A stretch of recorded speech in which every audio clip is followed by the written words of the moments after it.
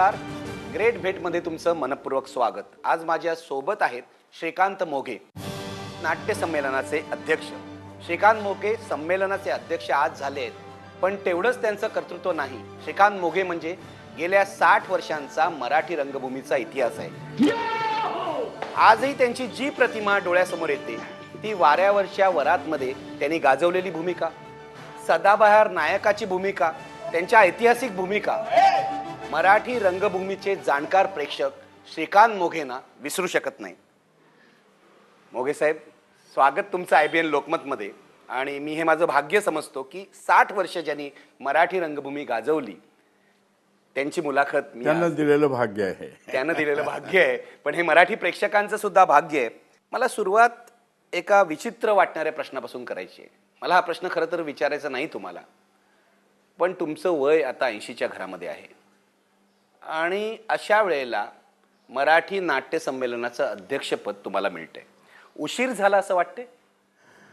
कुठे गोष्टीची वेळ यावी लागते आणि असे काही म्हणतात की वेळेच्या आधी आणि ज्याच्या आधी काय मिळत नाही, त्या हिशोबानं जेव्हा वेळ येते तेव्हा ते असं म्हणतात ना की आता माझं गाव कोकणातलं मल्लिकार्जुन आमचा तिथला देव, त्याचं बोलावणं यावं लागतं.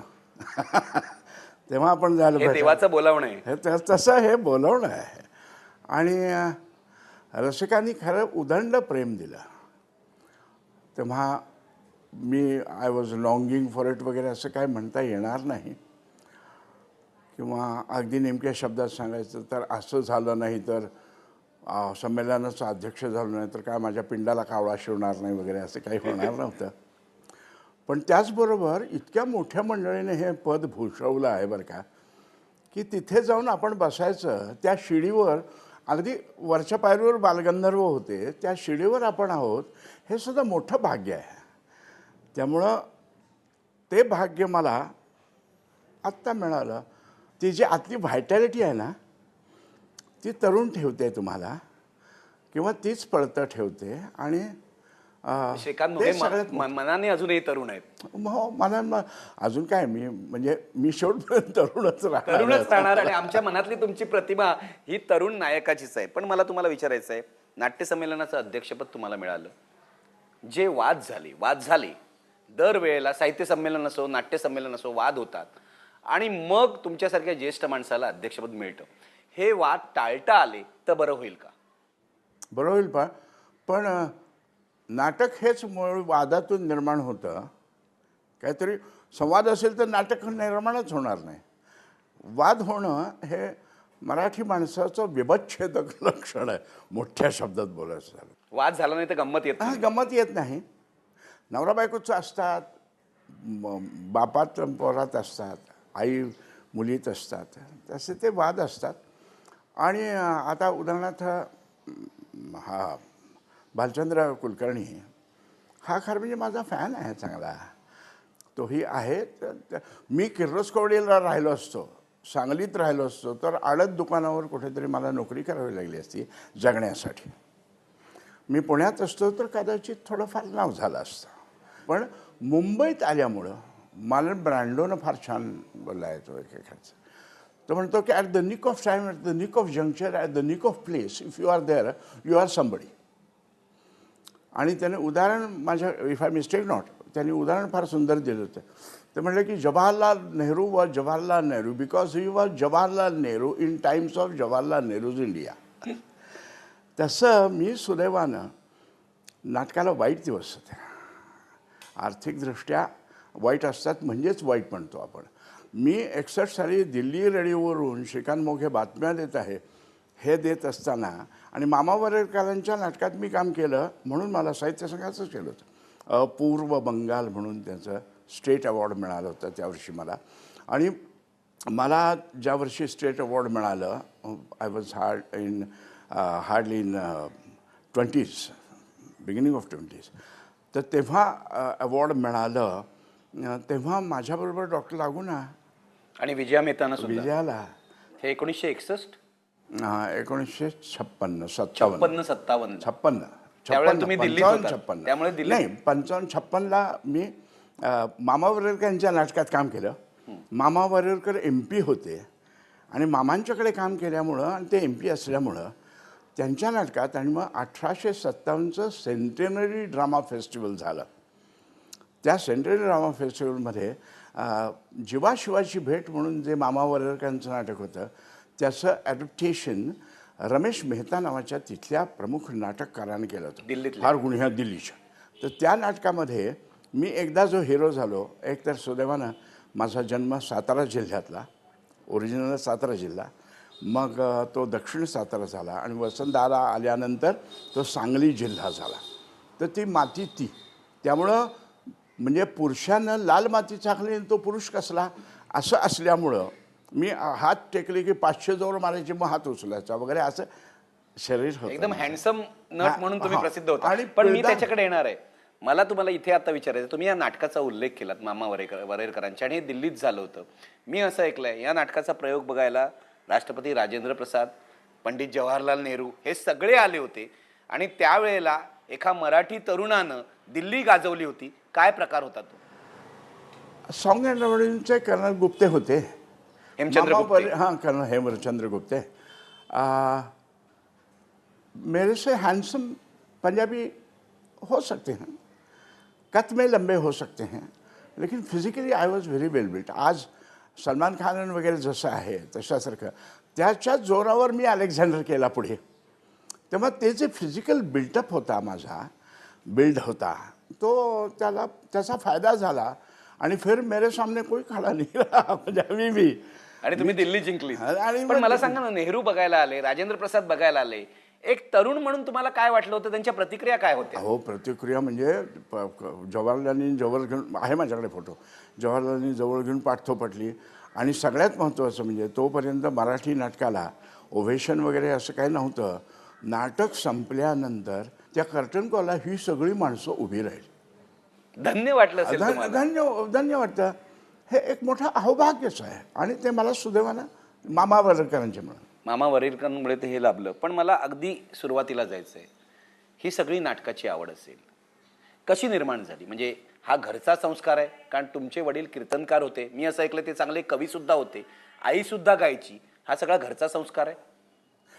फारच महत्त्वाचा घरचाच संस्कार.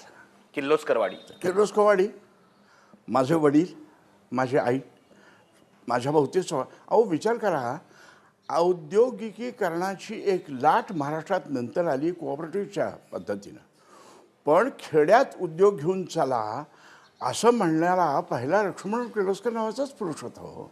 आणि त्यामुळं तिथे येणं आणि तिथे काहीतरी नाव कमावणं, आणि किर्लोस्करवाडी हा फार विलक्षण ठिकाण होतं. एका बाजूनं औद्योगिकीकरण तर दुसऱ्या बाजून सांस्कृतिक फार मोठं, म्हणजे पुणे हे सांस्कृतिक महाराष्ट्राचं नाक होतं. तर किर्लोस्करवाडी हा श्वासोच्छ्वास होता. किर्लोस्कर स्त्री मनोहर. आणि माझे वडील टिपिकल कोकणातनं आलेले असल्यामुळं म्हणजे किर्लोस्करांचे अंक जर प्रेसमध्ये सापडले तर माझ्या वडिलांकडे बँड केलेले असते. असा भयंकर व्युत्पन्नमती रसिक आणि जवाहरलाल नेहरूंसारखे अंगकाठी होती. मोठा देखणा पुरुष होते माझे वडील म्हणजे. आणि त्या सगळ्या संस्कारात संस्कृत आहे. तर या सगळ्या संस्कारामुळं किर्लोस्करवाडीनं हे सगळं दिलं. असे ते काहीतरी विलक्षण भूमी होती आणि त्यानंच माझा पिंड बनवला. त्यामुळं. पण पिंड बनवला म्हणजे हा कसा पिंड होता? कारण तुमच्याविषयी जे लोक आठवणी सांगतात ते असं सांगतात, श्रीकांत मोघे सर्व काही करायचे. श्रीकांत मोघे नाटकात काम करायचे लहानपणापासून. श्रीकांत मोघे चित्र काढायचे. श्रीकांत मोघे मूर्ती बनवायचे, शिल्प तयार करायचे, गणपतीच्या मूर्ती बनवायचे. श्रीकांत मोघे कुस्ती सुद्धा खेळायचे. खरं आहे का हे? हो हो आहे. कारण कर्तृत्व हा एकमेव क्रायटेरिया होता. मला तिथे मुक्तद्वार होतं. मला जे काही आवडतं, मला गणपती करायचे आहेत का, मी कधीही कारखान्यात आत शिरून ज्याच्या फाउंड्रीला लागणारी शाडू आणत असे. मग ती शाडू मला खास पाहिजे शाडू, मग ती म्हणत असे. प्रेसमध्ये जायचं आणि मला चित्र काढायचं, किती लागेल ते ड्रॉइंग पेपर, लागेल ती सामग्री, असं सगळं मिळत असे. त्यामुळं अशी कोणतीही बाब नव्हती. मला नेहमी असं वाटतं की माझ्या लहानपणी किर्लोस्करवाडी जशी होती ना, तसा उद्याचा भारत जर असेल ना तर आदर्श होईल. संस्कारांच्या दृष्टीनं किर्लोस्कर स्त्री मनोहर सारखी मासिकं होती. तुम्ही म्हणाल तो माणूस तिथं सुबत्ता होती, अत्यंत वेल्डेड होतं. रस्त्यात सिगरेट ओढून टाकलेली मला माहीत नाही, रस्त्यात भिकारी माहीत नाही, थुंकलेलं माहीत नाही. अत्यंत सुविहित रस्ते, त्याच्या दोन्ही बाजूला उंचच्या उंच सुंदर झाडं उभी केली. कोकणात आली होती ती उंचच्या उंच, आणि त्याच्यातून शंकरराव किर्लोस्कर किंवा NW गुर्जर येताना त्या झाडापेक्षा मला उंच दिसत असत. असं ते वातावरण होतं. त्याच्यामध्ये नाटक हा प्रेमाचा विषय होता. आणि नाधो पण या नाटकाची सुरुवात कशी झाली, म्हणजे तामणकरांच्या नाटकापासून? तामणकरांच्या, खरं सांगू का, वडील माझे खूप व्युत्पन्नमती होते. ते किर्लोस्करांच्या नाटकात पण काम करायचे. फारच अप्रतिम काम अप्रतिमच काम करायचे. तोतयाचे बंडमध्ये नाना फडणीस, शंकरराव किर्लोस्कर, गणपतराव विजापुरे आणि माझे वडील बगम भट, आणि अत्यंत हिलेरियस. बरं, देखणा माणूस होता. देखणा माणूस काय विनोदी नसतो असं नाही. दामोंडा मालवणकर पाहिल्यामुळं लोकांना असं वाटतं, पण देखणा माणूस म्हणजे त्यांच्याबरोबर काम करायला स्त्री कलाकार तयार नसायच्या, कारण त्यांचं बघून स्वतःच हसायचे स्टेजवर. माझ्या वडिलांनी मला उत्तराविष्यात का होईना पण द्रौपदी नावाचं नाटक दाखवायला नेलं होतं. बालगंधर्वांचं पारितोषिक नावाचं नाटक. मी फार तर 6, 8, 10 वर्षाचा होतो. आणि तेव्हा हे पारितोषिक नावाचं नाटक मी आणि लीला कुंटे, आणि लीला कुंटेची तेव्हा HMVला येऊन गाडी होती इथे, म्हणजे तर ती पाहिलं नाटक. माझं दुसरं विद्यामंदिर नाटक. आणि पण हे 10 वर्षाचं असताना केलं होतं? हो, 10 वर्ष. 10व्या वर्षी पोवाडा म्हणायला वडिलांनी उभं केलं तेव्हा तर मी 4-6 वर्षाचा, 6 वर्षाचा पेक्षा जास्त नव्हतो. माझे आजोबा वेदाध्ययनी होते. माझे वडील जानवं घालत नसत. जानवं घालणं हा जन्मात जायते शूद्र संस्कारात द्विज उच्यते, हा हे धारणा होती. आणि हेच सगळं वातावरण किर्लोस्करचं होतं. ते सुदैवानं सांगलीचं होतं. मी संघाच्या संस्कारात वाढलो, तसाच माझ्या भोवतीनं सेवा दलाचाही संस्कार होता. तेव्हा हे सगळे संस्कार तिथून त्या मातीनं दिले.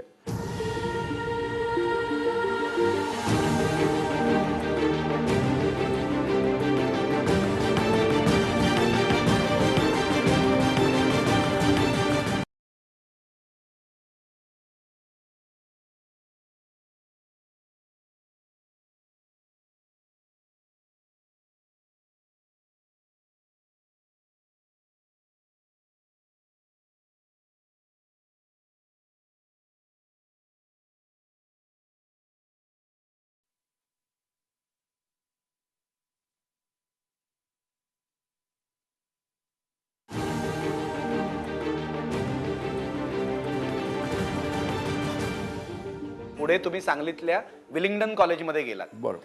तिथे तुम्हाला पुलंनी पहिल्यांदा बघितलं. काय झालं तिथे? अभिरुची मासिकात मला वाटतं, if I mistake not, Purushraj Alur Pande नावाच्या माणसाचं लेख यायचं. त्यांचं आमच्याकडे सार्वजनिक वाचन व्हायचं. आम्ही सगळे पोरं बेरं जमून, आणि वडील करायचं, आणि गडबडावरून हसायचं. नाटक कसे बसवतात, असं काय रबवता, अहो काय तर काय ते वाचा ना, बघा लिहिलंय का नाही, असं काय बरं बोलता, असं काय रबवता.